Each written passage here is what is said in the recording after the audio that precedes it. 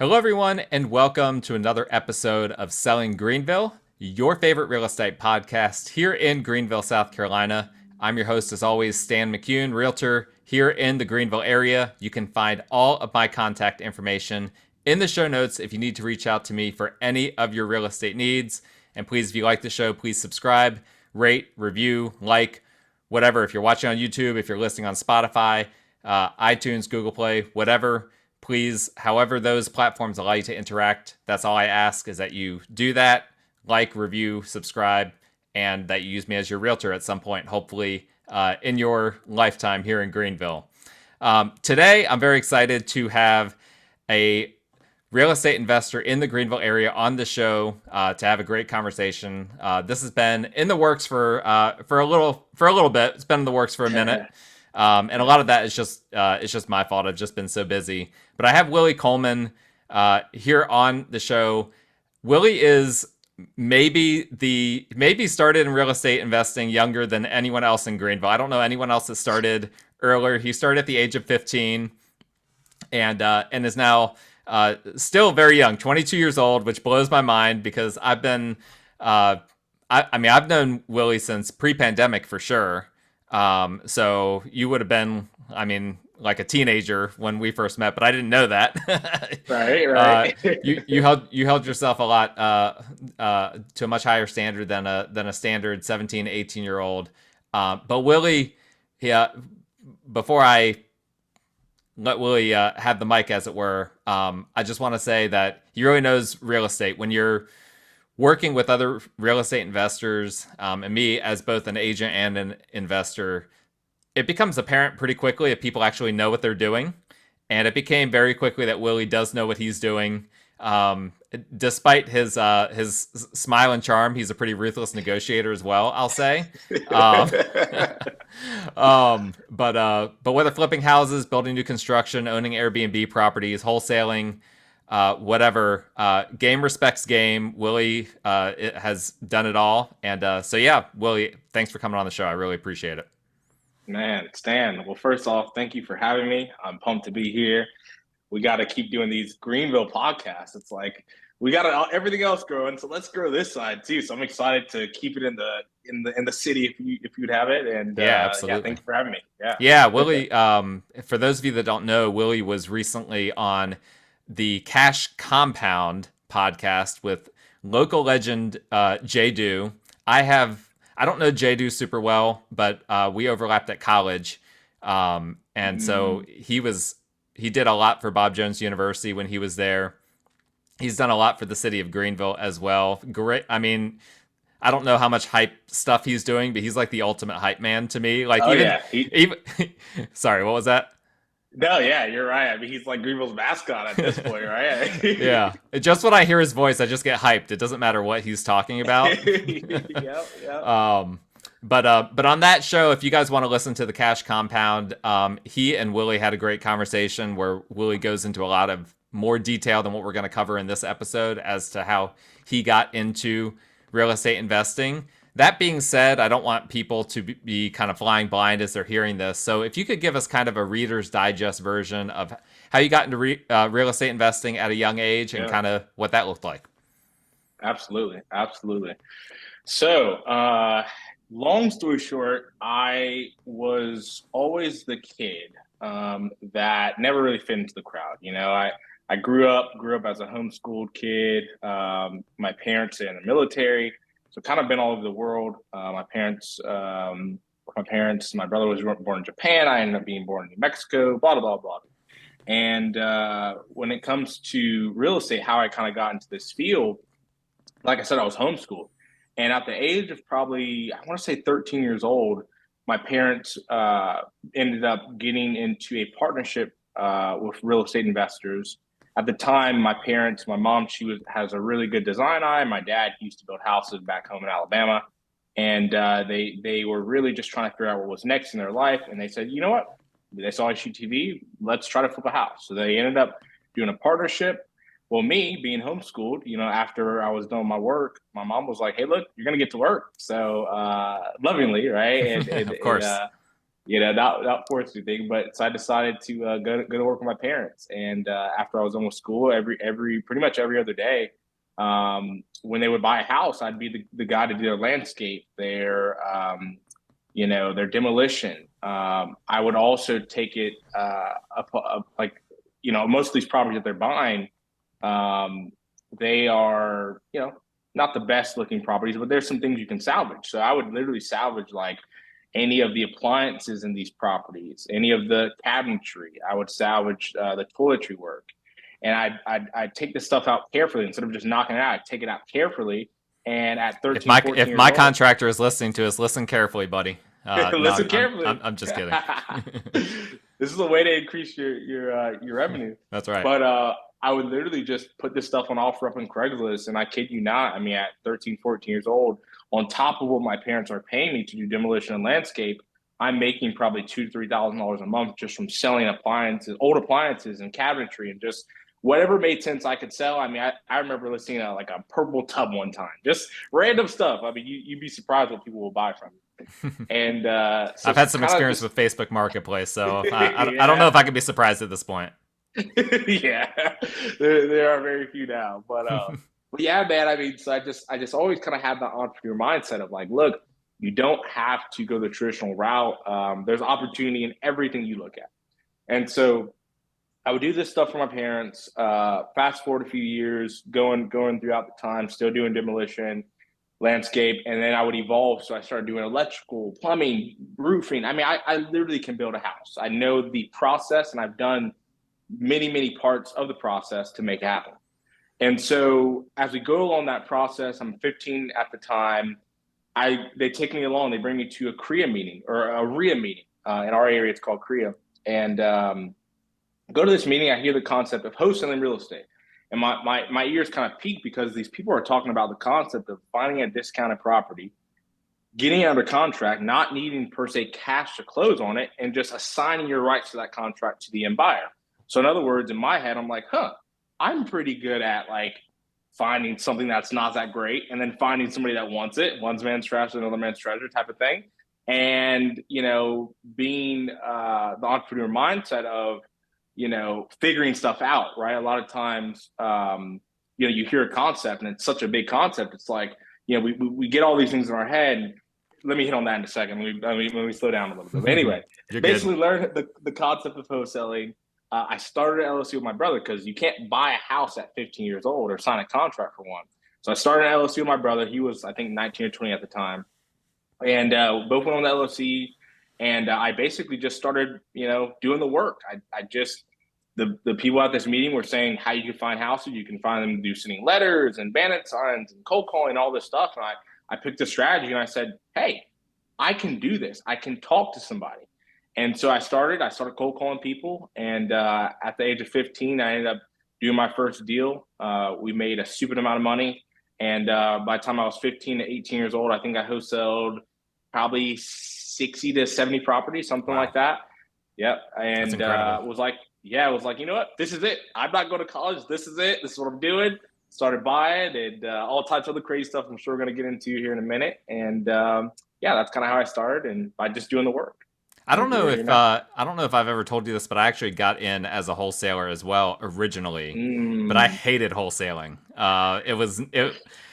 Like the way you were describing that it utilized your skill sets, it was the opposite for me. It was like, no, this is not utilizing my skill sets well. I'm not a cold caller. I'm not that type of person.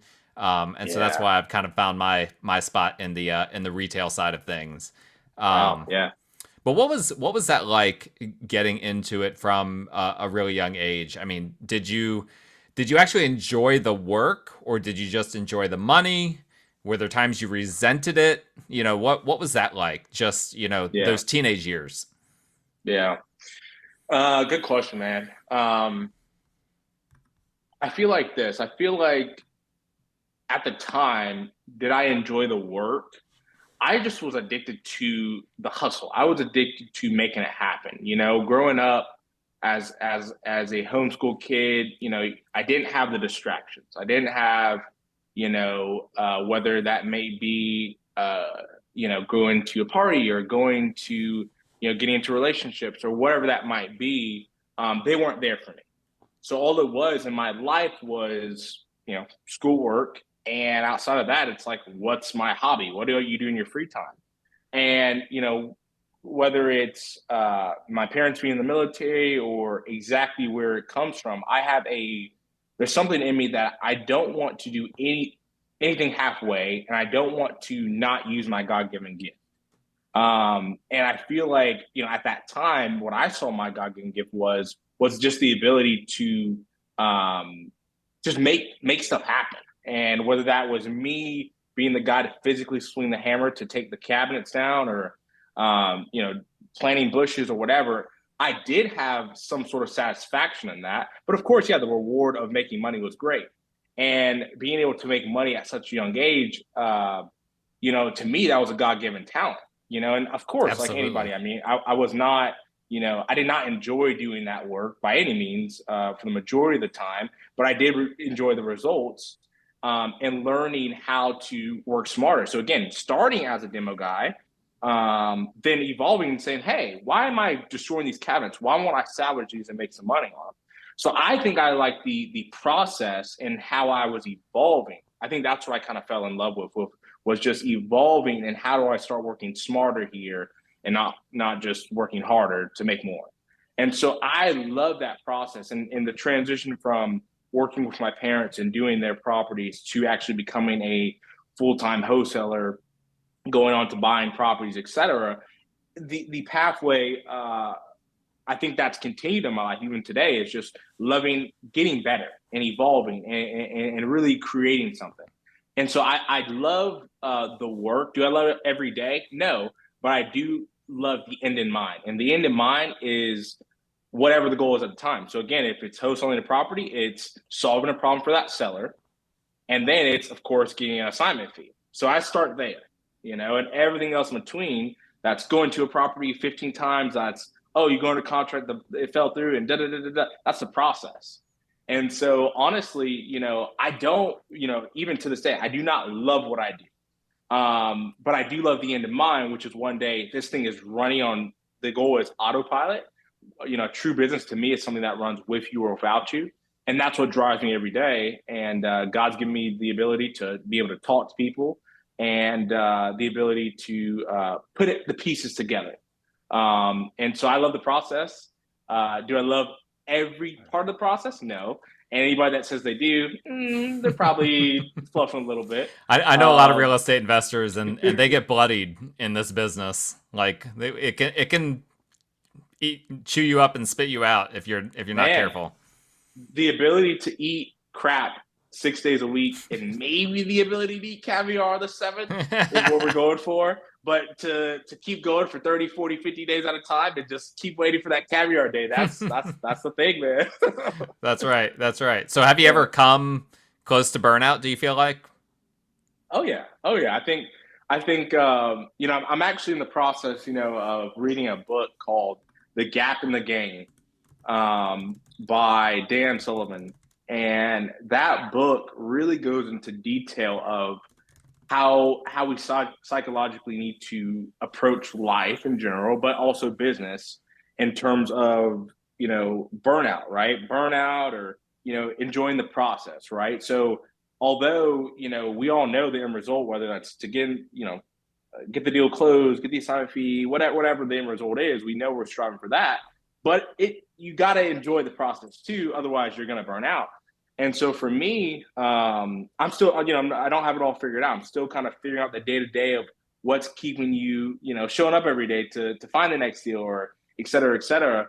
And I'm still, definitely looking for whether you call it purpose or whether you call it whatever, definitely looking for it. But the reality is I always think about the alternative, right? And I say, well, what's the alternative? For me, right, I went to high school, didn't go to college, didn't have anything of the traditional sense of a pathway or a fallback per se, right? Like, hey, if this doesn't work out, I'll just go X, Y, and Z. No, for me, it's like, if this doesn't work out, I'm starting at literally 0, 0, 0. Yeah. And so for me, what sort of motivates me a lot is like, well, just think about oh my God, if all this was going tomorrow, okay, how would that make you feel? Or if just simple things, right? Power, electric, Wi-Fi, just being thankful for what we have, that really gets me juiced up, and it's just for sure. People don't really, in America especially, we take for granted just the basic necessities. And so I'm a big foodie, right? I like to eat. The reality is I don't do much, but I'm driven by eating good and traveling.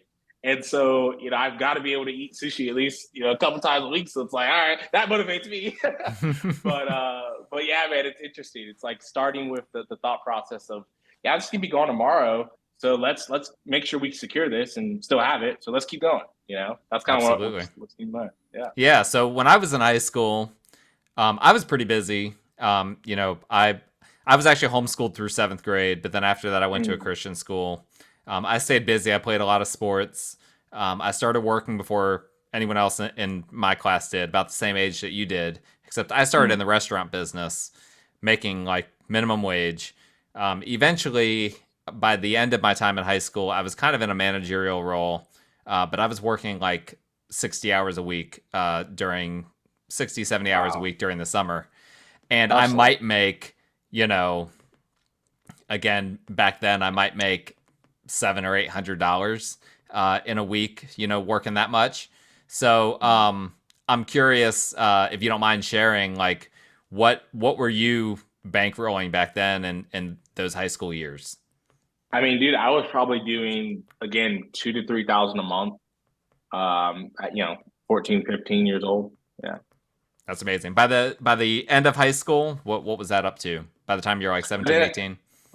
Yeah, by the end of high school, I mean, our company was making, and again, the wholesaling company at the time, we hadn't started acquiring properties or anything like that. I mean, I think we did, when I was 17, we did over $700K in revenue that year. Amazing. And again, that's why I'm like, going to college. Yeah. You're not gonna get a better education than that. Yeah, dude, you're gonna lose money if you go to college. So I was like, okay. Yeah. In comparison to that, absolutely. Now, what did your friends think? I mean, I know that you said you didn't have a lot of friends, which I think you were probably downplaying things, because I was homeschooled. I it's not the same, obviously, but you have some friends. So I mean, what did they? So I ended up playing golf and I played sports and stuff for a local high school, and of course, yeah, you got. So I'll put it this way: I have acquaintances, right? I have people I know. A friend, I have my mother. There you go. The reality is, I think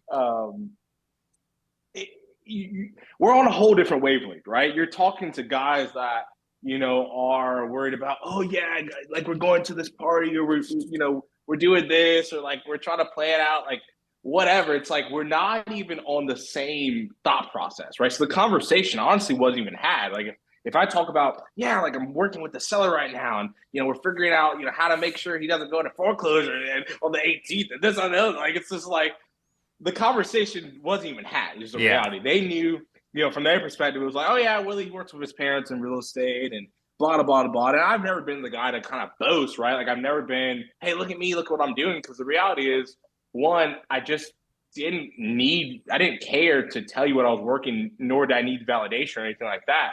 And I knew, these kids at the time were not, again, we're not even on the same wavelength. So I just really didn't talk about it with them. It was just more so, yeah, you're working a lot and you see me whenever we're doing what we're doing. So again, at the time, it was like, hey, we're going to play golf or we're going to go run cross country. That's when I saw them. And so literally when I say, it wasn't like, oh, I didn't have friends because like socially awkward or whatever one might think of a, homeschooled person. It was more or less, that was my choice of why would I hang around the guy that's thinking about, whatever he's thinking about, something completely pointless, Call of Duty. In my eyes. Right, Call of Duty, right? Or should I go, talk to guys like Stan about, hey, do you want to go buy this deal in Nickeltown, right? Like, that's what I want, you know? And so the reality was... You didn't have a lot of common ground with your peers, basically. Exactly. Didn't have common ground, and I also didn't want it. I didn't want the influence. I didn't want the influence of what, because again, whether it's spending time at a movie or spending time of anything that was outside of my goal at the time was just finding the next deal, talking to buyers, talking to sellers. Anything outside of that, besides in my immediate family, it didn't matter to me. It really didn't. And so, like I said, I did play golf and things like that, which I'm so glad I did, because that skill has been able to translate into, doing things I'm doing now with raising money and, all types of stuff in our game of real estate. But the reality is, I really avoided anybody that was not going to get me closer to my goal at the time, which was finding the next deal. Interesting. So yeah, did your peers, did they think you were crazy? Were they jealous? Did they just, were they just completely oblivious? Honestly, probably oblivious. I mean, I don't, and at the time too, it's not like I was spending my money, right? Again, I separate things, right? So it's the company's making this money and it's just going right back into the company. So it's just, this is to build the company right back into it. So I'm still, again, doing my thing. And again, they really probably just thought I was just working with my parents. Like, oh, he's doing construction or whatever. Sure. Okay. Like, yeah, like whatever, this kid, and so, I think probably from that time, I think I have one contact from those high school days of a guy I just play golf with now. And it's kind of funny because he ended up going to Clemson and he's actually my architect now. So again, it's so we ended up kind of coming back, but again, it's still in my world, right? It's like, again, I follow philosophy and I didn't do this at the time, but looking back, it really is. It's like the concept of doing just one thing. I call it job, because in this world, we've got all these things we can be doing. We could, you get a text right now. Hey, do you want to go to downtown? Do you want to whatever? And it's like, at the end of the day, I was jotting. I was just doing one thing. I was focused. And I think people really in this world need to focus. Everything works, or many things work, not everything. I should say many things work, whether it's from a marketing strategy, whether that's from a strategy of, performing in real estate, right? What about wholesaling? What about subject to? What about becoming a realtor? It all works, but you got to focus. You have to focus, you can't do all master it. You can't do all of it. And if you do, you try to do all this, you're going to get distracted. So you got to focus, you got to dial in and go all in. And so that's what I was doing. But that's what I still believe. We're doing other strategies now, but it's like I mastered wholesaling, finding the deal. And guess what? Mastering finding the deal, that allows you to branch off to many other things. But at the end of the day, if you find a good deal, that's the first step. And I think a lot of times it's the hardest step. Yeah, it's the hardest step. It's like we got to start, we got to do it. So, with you being homeschooled and all of that, like, did your parents see that you were gifted in this, and did they kind of meld your education around that, or did those kind of worlds not intertwine? Yeah. So again, like at that time, I mean, they were just getting started in their real estate career as well, and I was again basically with them along the journey. And I think my parents, they've always been supportive. Whatever we decide to do, whether that is, again, I do have two other siblings, two brothers. One of my brothers, he's in the tech space. He ended up starting his company at like 18 years old. My other brother, he's a streamer. He's a Twitch streamer. And whatever we've done, they've always been supportive. And whatever we want to do, they've always been there to have our backs, whether that's emotionally or, they've never been the parents that, hey, like we don't come from, money, right? So they've never been able to give us checks or anything like that per se. But yeah, I mean, the funny thing is, like I said, when they started is when I started. So the reality is, as they were learning and becoming real estate investors, or again, they were just flippers, is when I got into it. So it was a really beautiful thing. And as I evolved as a wholesaler, again, I even ended up, not a lot. Again, they were definitely not my biggest buyer, but I would sell them deals. Of course, I'd cherry pick the best deals, sell them to them. And then eventually, again, I just started just building a true business by myself. But the reality is, I think it was really good for me to start when they started. Because again, I was kind of learning things along the way. To answer your question of, was there special education? No, not necessarily. But they did provide the opportunity for us, right? Again, they put us in the room. So again, at that age of, I guess I was 15, my brother was, 17, 18 at the time. They brought us along. So whatever they were doing, they would always have us around. because they were never like, hey, this is what you're going to do. You know, some parents are like, you're good at math, you're going to be an accountant, you're good at this, and you're going to go to this accounting school, whatever. No. So it was really beautiful to have the ability to choose, right? It's like they would say, hey, this is what you can do, this is what we do, and y'all go pick what you want to do. But they were always, hey, provided the opportunity. So again, so thankful for my parents. Again, they did not teach me all the ins and outs of what I'm doing today, but they did provide the opportunity to get us in the room. Yep. And get us whatever exposure that may be. Again, whether that was, hey, you want to go pursue a career in golf? All right, we're here for you. We'll take you whatever tournament, whatever. So they were there for that. And they've always been great to get us in the room, wherever that might be. Yeah, that's great. Now, one thing I'm trying to picture is like a 15-year-old, like wholesaling, like talking to these old crusty investors. Like, did you ever feel like disrespected by the real estate community because of your age or anything like that, or were you able to just kind of like fit right in and people didn't even care? All the time, man. I mean, even to this day, I mean, people will discount you. I mean, to this day now, I mean, I've got a lot of results. I've always been a results driven person and kind of let results speak for themselves. But the reality is, I mean, whether it's age, race,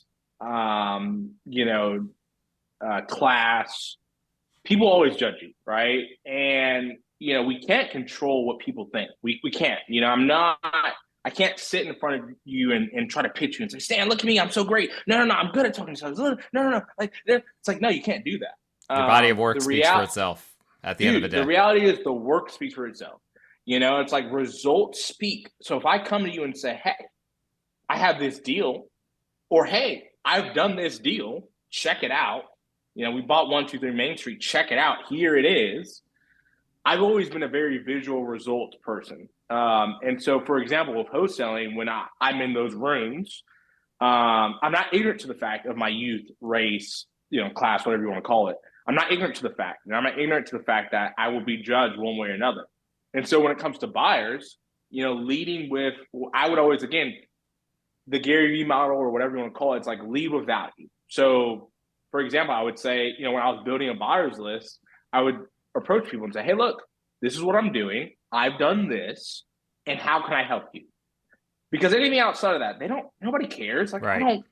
I don't care what you're doing. Great. But like, lead with value. I think that's what people miss up. It's like, we always hear about it, but guys, just do it. Like, ask people, how can I help you? But not just how you can help them, actually help them. So if they say, hey, I'm looking for deals in this zip code, blah, blah, blah, blah, blah. What I would do is this, guys. I would say, look, I would approach people and say, hey, my name is Willie Coleman. I've seen you around. You seem like a heavy hitter. I'm in the wholesaling real estate space. What are you looking for? Get what they're looking for. But not just that. I would say, hey, could you tell me what you bought like in the last, 60 days? Like, what actual properties did you buy? The exact properties. I would get the actual address. I would take those addresses down and I would go hunting for them, right? When you lead with whatever you're doing in life, lead with adding value and serving the other person.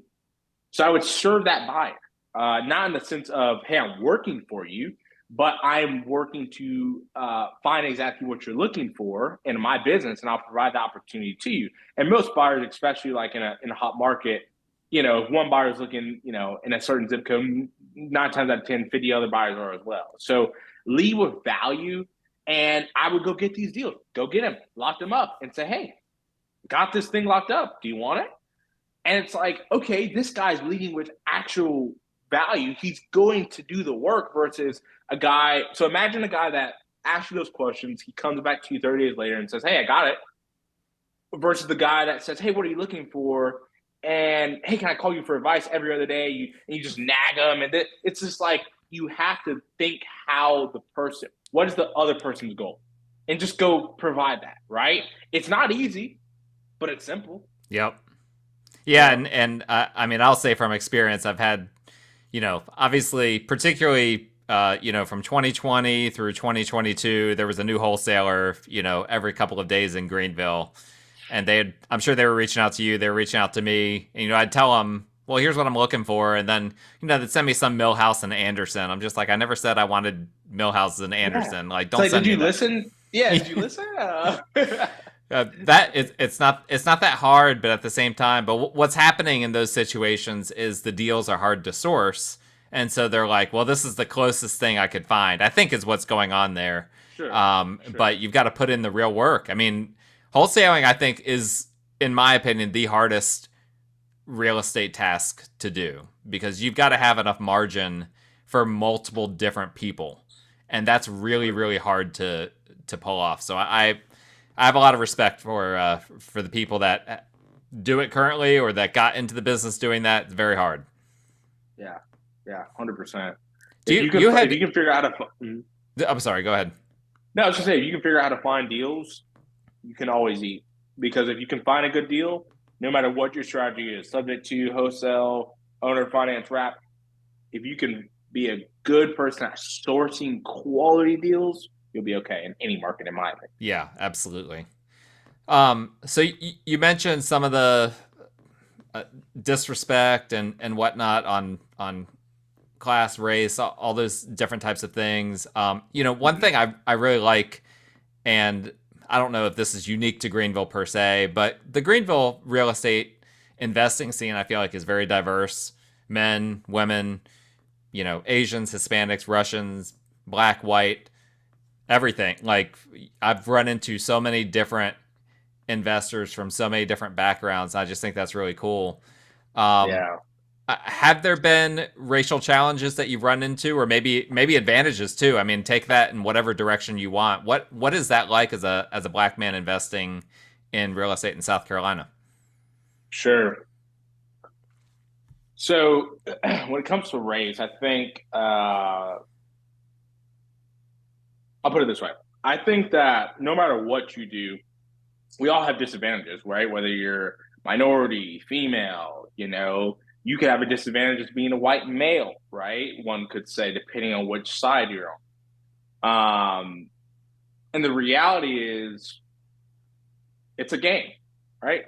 We're playing a game, and I think no matter what disadvantage you have, I think it's important to identify the disadvantage and move accordingly. Because the reality is, we're dealing with people, and like I said, you're not going to be able to change people's mind fundamentally.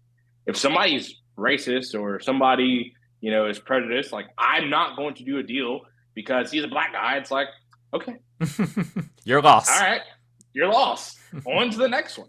Yeah. It is a matter of, don't get me wrong, it pisses me off, it teases me off, whatever, to have those encounters. I mean, it definitely happened a ton coming up in terms of, like, just in life, going in a store and, like, always being watched. I mean, yesterday I was at a store walking around, and people were just, like, watching me. I was in the middle of nowhere. It's like, and you just see the eyes. It's like, okay, that's gotta be unsettling. Yeah, it's just, and it's honestly just how we live. It Sure. is what it is, and it's definitely a long conversation there. But yeah, the reality is, it's like, when you understand what's going on, it's like, okay, we understand that some people, for example, in real estate, I'll use examples here. If I call a homeowner, and I say, hey, my name is Willie Coleman, this or the other, sometimes people might not be able to tell my race on the phone, right? They might not be able to tell. But if I actually come out, they're like, okay, yeah, this guy's young, whatever. And, my thing is, in my brain, I can say, oh, they're going to think this, they're going to think that. And they've got to make America great again, this and this or the other. And, they got a Confederate flag. And, like, they could possibly be a little prejudiced, maybe, because of all those signs, possibly. And if that's the case, it's like, I could start going in my head all day long, this or the other. Or I could just say, you know what? That's the case. And let me just lead with my knowledge, and let me just lead with facts, and let me just know my shit. Because the reality is, the guy that goes in and doesn't know what he's talking about, or the guy that goes in and can solve a problem, we're dealing with people, and we're dealing with people that are in distress. And I always just said, you know what? I already know I'm starting behind, right? We have to work, and I say we as, whether you're a minority, a female, or whatever your disadvantage is, you could have a disadvantage of not physically being in a location. There's all types of disadvantages. Identify your disadvantage and, perform at your highest level. So to me, I always, was affected, or I felt like I was affected by, again, those things. And it's like, okay, well, I'm going to become the best And, it's sad to say, but hopefully that would compensate for any of the other preconceived notions. And the reality is, man, I think I've dealt with some crazy people. I've dealt with a guy.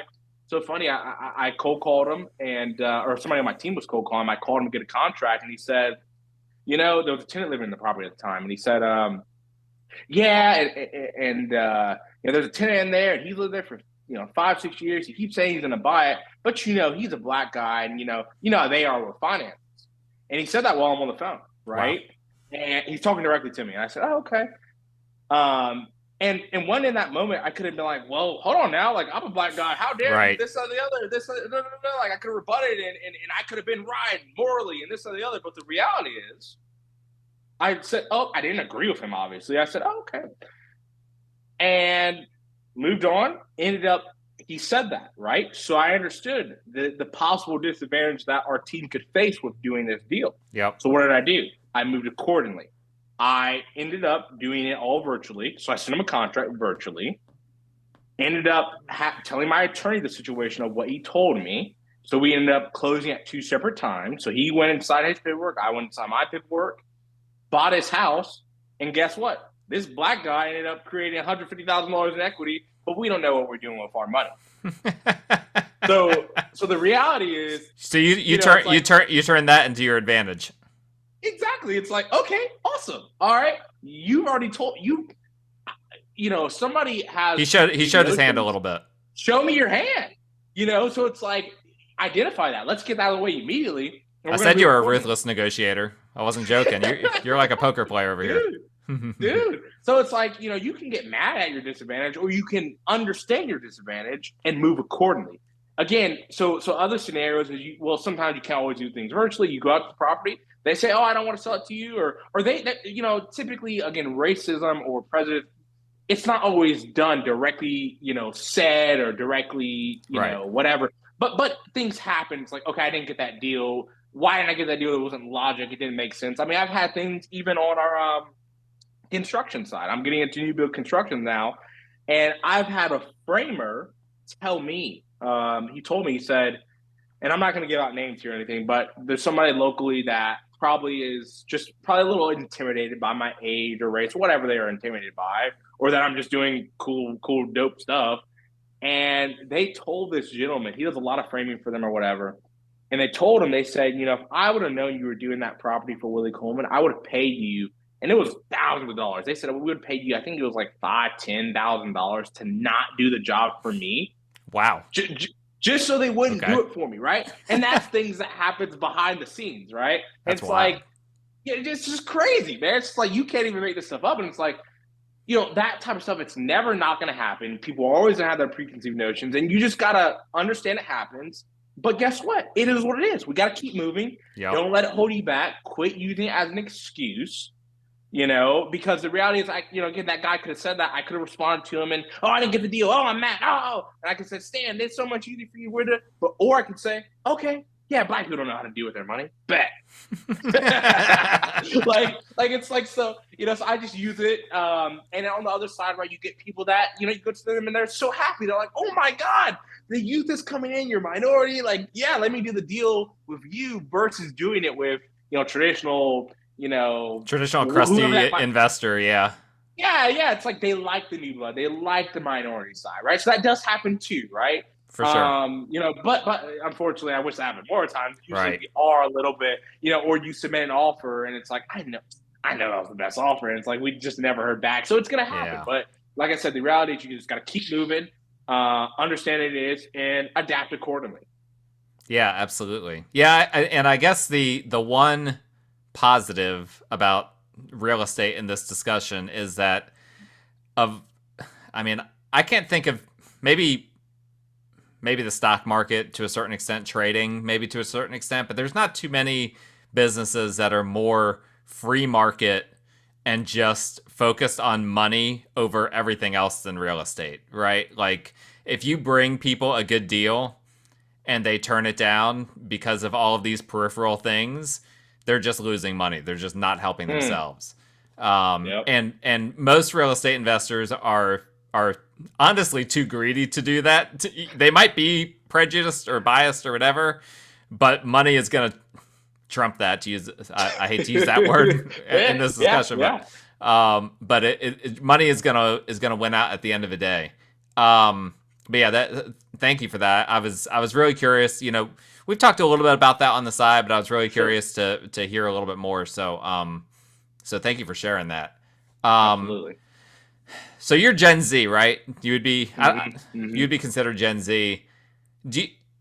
And I don't want to go too much longer here because this has been a great discussion, and we're both busy. I've got a ton of notes, and I'm not going to get through all of these. No worries. But as far as Gen Z goes, do you feel like your generation views real estate differently than previous generations did, or not so much? Oh, absolutely. Completely different. I think the idea of home ownership kind of it's not necessarily the American dream anymore. I don't think it is the top of everybody's to-do list by any means. I think that's one thing in terms of the traditional side. Why that's the case, I haven't done enough research to give an educated answer on that.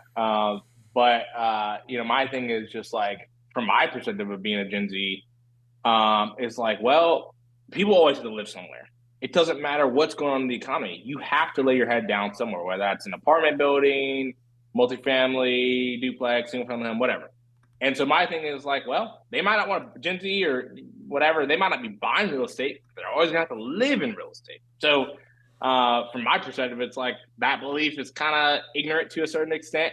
I do kind of see the understanding of it. Like, even from my perspective, I don't necessarily own a house that I live in. I do some creative stuff with our companies, and I actually rent a house that our company owns, but I don't personally own a house, because the reality is, personally own a house, one could actually argue it does not make much sense from a financial liability, or not liability, but just it's a responsibility. You got to keep up the grass, you got to keep up the roof. There is maintenance, deferred maintenance you have to keep up with. So I do get it, but from the perspective of an investment, all day long, it just makes sense to own real estate, depreciation, not having to really end up paying taxes or whatever, So I think people from a investment standpoint should probably change their mindset a little bit. But yeah, I definitely, just from, even dealing with buyers and renting to the Gen Z world, just hearing their mindset, it's completely different dealing with, whether it's a baby boomer or, even millennials, right? They're still, on the concept of owning. So it's very interesting. The new generation, as, the next 10, 15 years evolve, we're going to definitely be seeing interesting market, I think, with the new generation. Yeah, that will be interesting. I wonder how much of that is just affordability, because like homeownership being the American dream, I think a lot of it was we've got these government loan programs that kind of subsidize real estate and make it, affordable for people who otherwise would not be able to purchase a home. But now the average first-time home buyer is 36 years old, which is the highest ever. And so I wonder how much that contributes to what you're saying. I would imagine quite a bit. Yeah, absolutely. So changing gears a little bit here, I know that your business is separate from your parents and has been kind of, would you say it's always been separate from your parents? Yeah. So literally since the day I started our company, I started separate. Although my parents have been an amazing guide, in terms of, life advice and, dealing with people, I've never worked to where, my mom's never been working and cold calling, and she's never worked in the wholesale business, or my dad, or anything like that. Again, I'm big on partnerships. So I've sold them deals. I've even partnered with them as I started buying properties. I partner with them, right? Might as well keep it in the family because it just makes sense. But yeah, I've built my own company. So again, I used to cold call. I started hiring virtual assistants. So I built a virtual assistant team. We've got 10 cold callers that are all over the world. We've got people in Colombia and the Philippines just cold calling and sending texts. That's all they do all day is find the next deal. On the local scale, I've hired an operations assistant to help me, with, at this point, I don't think I got too far into it, but, again, I started as a wholesaler, which was great because I was able to identify deals And then I started buying properties. So at 17 years old, I started buying rental properties. I built up a rental portfolio. Then I got into short-term rentals back in 2020. Everybody and their mama probably did. And I hopped on the bandwagon, frankly. I started doing short-term rentals like Airbnb, VRBO, stuff like that. And now I've transitioned into the luxury real estate side of things. So, for example, like I'm currently doing a property where I raised $1.5 million. We tore down a single family house, and we're just trying to do real estate, but lead with perfection versus profit. You know, a lot of times in our business, people are leading with, the profit margin. So I can't use that stove because that's going to take us over budget. So anyway, I've kind of changed my model a little bit in the past year to really do more fulfilling projects and doing projects that I actually really, really am passionate about, and unique properties, things that, you know, we are in a market where I believe is a huge opportunities. I mean, we're well into our growth, but we got a long way to go in Greenville. And I want to be the start of creating real estate that is not what you see every day. You know, I'm doing houses where we're putting elevators, we're putting theater rooms, we're providing smart homes where every room has a speaker. And, you know, there's just, you know, I took a trip to Europe a couple months back, and I said, you know what? You know, everything in Europe, you know, is very, you know, every country has things ahead and behind, of course, but things like, you know, sleek lines and clean and just doing things, simplifying things. So that's really what I'm bringing to Greenville right now is, you know, a lot of LA inspiration and European inspiration. I'm bringing that to Greenville because I believe that the reality is that's what's missing. And I want to solve a problem for people that want to be in Greenville, but, you know, they also want to have notes of other part of the globe, not just your standard traditional, whether that's the farmhouse modern or whether that's the craftsman. You know, that's kind of an everyday flip. And it's like, you know what, how do we switch that up a little bit? So that's my next side. And I say all to say, you know, I built a team and I'm building a team actively. Again, I just got a lady in operations to help us really put all this together. I don't go and hire builders. I'm very OCD about everything we do. So whether that's, you know, picking light fixtures out or, you know, whether that's the cabinetry, whatever, leading with a more artistic creative side of things versus thinking about profit. So to do that, I can't really do the $200,000-$300,000 house anymore. So I'm only really doing high margin, big deals. Like I said, I just raised 1.5 to do a new construction property, to do some of this stuff to make this vision come to life. And so definitely we're at a pivotal point in our business, and it's definitely an interesting time with, you know, the market and interest rates and things like that.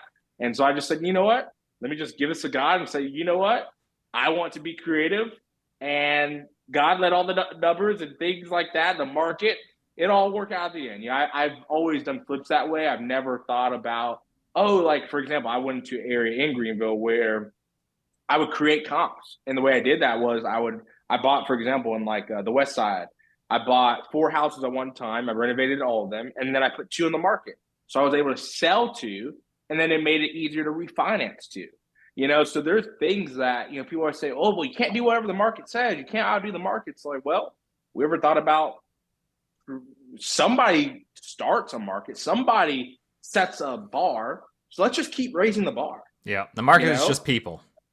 It's just people. It's literally money's not real. Like, it's just like, it's all made up. It's all what we decide it is. Yeah. So I said, you know what?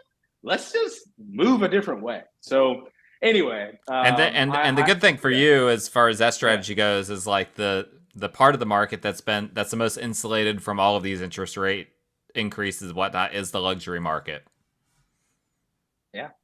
Yeah. The reality is, you know, one could say you're serving the rich right now. I hate to say it that way. It might be true. I'm serving the clientele that they don't care about interest rates. They don't care about. They want what they want. You know, it's like, oh, the house is elevator. The house. Yeah, I want it. You know, I'll pay cash for it. It's like, there we go. Who gives a shit about interest rates? That's just the reality. Yeah, for sure. So if there's someone listening that they would like they're in real estate or maybe another business, they want their kids to get involved in it, maybe as a family business, maybe not, maybe kind of the model that you did where you learned from your family but then ultimately did your own thing, what advice would you give? to those parents? Mm-hmm. Tough one. I think this. I think that at the end of the day, we all have things that we want. I'm not a parent yet, so I can't speak from the parent perspective as much. Yeah, from the child perspective. Yeah, from the child perspective, I feel like the child has to want whatever they're doing. And just to be clear, I'm asking you this question because I think a lot of parents desire that, but I think a lot of children don't. So that's why I'm asking you that. Exactly. I think parents need to, every situation is different. Everybody grew up in a different way, right? People go through childhood, trauma, right? They go through a struggle in their life that might say, you know what, I'm going to be a hustler because I don't ever want to have the challenge again, or whatever that might be. I think, at the end of the day, people have to find themselves in a way, right? They have to figure out what they're passionate about, but not even figuring out what you're passionate about, because I believe, one, maybe you should even do what they're not passionate about to fill, to give them the resources to go do what they're passionate about. Sure. And I think, look, little Johnny, if you want to go, become a, architect, well, to become an architect, keep that in your mind. You want to be an architect. You want to end up going to Clemson or whatever. Great. Well, to get there, the parent might need to give them a little tough love, right? It's not a free ride, right? I don't think you can really teach hustle and drive. You can't really teach that. It has to come with, from within. And so I would say it's sometimes, the best lesson is, hey, look, you don't have an allowance. You got to go figure it out. So that might be, go have them become a landscaper, go have them, go do the dishes, go, work the neighborhood, whatever that might be, but kind of you have to create that drive in them. So honestly, that's my goal. As I look at it today, that might change tomorrow as a parent. My intention, obviously, my kid will have every resource and they can think of anything. But the reality is, my intent really is to get them to be driven. And so whatever they want, they're gonna have to work for it. It's just that simple. It's like, hey, you wanna, go to your summer camp? Well, it costs $500. All right, well, you're gonna get in my truck and we're gonna go do real estate. You might hate it. That's okay. You might hate it, you might fall in love with it, whatever, but whichever side you land on, either way, it's going to drive you to say, I hate this and I never want to, be in the car with my dad again to look at houses. Okay, great. Well, now you know what you don't want. Yeah, so go work for what you do want, so find another way to make $500. Exactly. I think it's got to come within their drive. At the end of the day, they've got to want it. You cannot, people watch interviews with me all the time, or, I meet with people and they're like, man, I just wish my kid, da, da, da. It's like, and they say, would you be able to talk to them? I'm like, well, yeah, but I'm just going to tell them hey, what do you want? And they're like, well, I just want to go play Call of Duty. I'm like, okay, well, do you want anything else? Do you want to go to California? And they're like, oh yeah, I would love to do that. But yeah, my parents, they'll pay for it. I'm like, well, what if they don't? What would you do? And so it's like, you got to kind of find what what's in it for them, and really start there. Not just, little Johnny, you're going to do this. You're going to be like Willie. It's like, no, they're not going to do that. Again, for me, it was like, I felt like I didn't love everything I did, but God was giving me that talent. And I said, you know what? I don't want to take the traditional path. So I'm driven by not going the traditional path. And that's, again, what drove me to be great at, the entrepreneur side of business and stuff like that. But again, that's not taught. It's more discovered, and the person's got to want it. Yeah, absolutely. And there's a lot more that I've had written down that I wanted to discuss, but this has been a great conversation. Right? Yeah, I'm gonna have to call this because I told you right before I got a contract right before we went on the show. I've got to review that. I'm sure you're actually for those that are watching it, you're actually in one of your Airbnb properties, right? Currently? I am, yep. All right, so that's awesome. One of our Airbnbs, yeah. So we're going to have to do a part 2 at some point, probably not this year, but maybe next year at some point, and talk about your Airbnb business, because I think that'll be really interesting. But I want to close with this one question. If you could go back to your 15-year-old self with the knowledge you have now about real estate, what would be one thing that you would want to tell your 15-year-old self about real estate? Don't second guess. Go for your gut. I think a lot of times as 15, or when I was starting at 15, it was like, oh, what about this? Well, they're gonna think this, they're gonna think that. It's like, dude, just do it. Just do it. Move with a sense of urgency. I think America has a problem in general. I mean, you go out to a fast food restaurant, you go out to a restaurant, people are not moving with a sense of urgency. I'm not even talking about being motivated by money or what. I'm just saying, like, take over your feet and do the work. It's like, and once you start doing it, stop second guessing yourself. It's like, even if you're doing it and you're doing it wrong, well, fail fast, fail forward. I don't believe in the idea of failing. I just think we fall forward because whatever we do, we're just learning and we just keep learning. So you're learning how to do it better. Exactly. Move quick. And that's how, when you start moving, even if you're not doing the right thing, you start building momentum. Like, again, as you start putting stuff out, momentum starts. So I tell myself, stop second guessing and move quick. I wouldn't change anything. Go, oh, what I made mistakes. Of course, yeah. I've lost deals, lost earnest money. I mean, I probably, lost a ton of money. Great. It's like, great. Lose faster. Fail fast and fail forward and move with a sense of urgency. That's awesome. Great advice.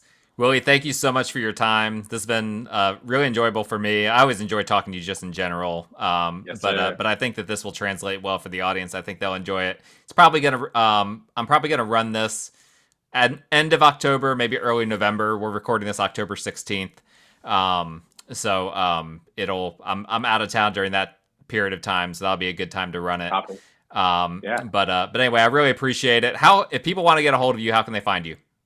Yeah, man. If you want to get a hold of me, guys, find me on Instagram. It's at willie.coleman on Instagram. And just shoot me a DM. Would love to connect with you on however I can help, whether that's doing a deal with you or just pointing you in the right direction of who can help. Hit me up. And that's Willie, WILLIE .Coleman. Correct. All right. Perfect. Yes, sir. All right. Awesome. Well, thank you so much, Willie. Thank you to everyone watching or listening. Again, you can find all of my contact information in the show notes if you need to reach out to me for any of your real estate needs. Please support the show by liking, subscribing, rating, reviewing, and we will talk again next time.